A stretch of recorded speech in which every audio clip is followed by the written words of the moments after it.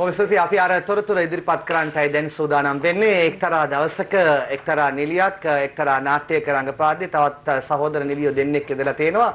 එක නිලියක් දැකලා තේනවා හොල්මනක් විශේෂත්වය කෝට් එකක් ඇඳන් කලිසමක් නැතුව හිටපු හොල්මනක්. ඒ හොල්මන හොයාගෙන ගිය නිලිය මෙතන ඉන්නවා. මොකක්ද ඒ අත්දැකීම? හරි වංචන හොල්මනක්. කවුද හොල්මනව දැක්කේ කියන්නේ ඉස්සෙල්ලා? වචන කීපයක් තියෙනවා පාලනය කරන්න වෙනවා.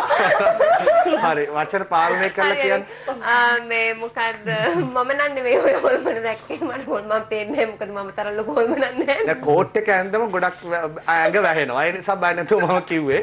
හරි කවුද ඔය හොල්මන දැක්කේ? ඒ හොල්මන දැකපු කෙනාට තමයි මට දුක. මම හිතන්නේ නිරංජලා බලන් ඉන්නවා නම් මම හිතන්නේ බායි චමාෂි නිරංජලා අපේ පළවෙනි නාට්‍ය කරනකොට ඒ දවස්වල අපි හිටපු ලොජ් එකේ පොඩ්ඩක් හොල්මන් තිබුණා කියලා කතාවක් ගියා.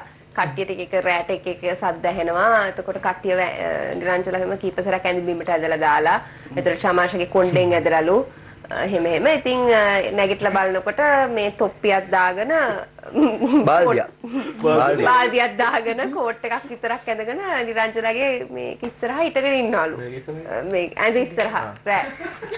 නිරංජලා බුදු අම්බෝ කියලා කෑ ගහලා ඉතින් ඊට පස්සේ මම කතා කළා. ඊට පස්සේ මම ගෝ කෝ නෑ යුරේනි මෙතන හිටියා කෝට් එක විතරක් අරගෙන තොප්පියක් දාගෙන මම ගෝ යටට ඇදලා හිටියේ නෑ කියලා කිව්වා. කෝට් එක විතරයි කිව්වා. ඊට පස්සේ ඉතින් හතර වටේ ඊට පස්සේ පල්ලෙහාටත් ගියා. මේගොල්ලෝ කවුරුද දැන් පල්ලෙහාට යන්නේ නෑ උඩට. තනියෙන් බැස්සා ඔයා. මං තනියෙන් මුළු හොල්මන හොයන් එන්නම් කියලා. හොල්මන කවුද වෙ ඉන්නේ කියලා මං මුළු ගෙදරම තනියෙන් යකයා වගේ වටේ ගිහලා බලලා මං කිව්වා මෙලෝ හොල්මන නැහැ නිදාගන්න කියලා. ඊට පස්සේ නිදාගත්තා. ඉතින් බොහොම අමාරුවෙන් ඒගොල්ලෝ ලයිට් දාගෙන ඊට පස්සේ නිදාගන්න ගියා එදාරෑ. ඒක තමයි උනේ ඉතින්. ඒක තමයි කතාව නේ. කතාව. තමන්ට දකින්න වගේ හොල්මන් සාමාන්‍යයෙන් නිරංජලත් දැක්කා නේ. නිරංජලත් දැක්කා.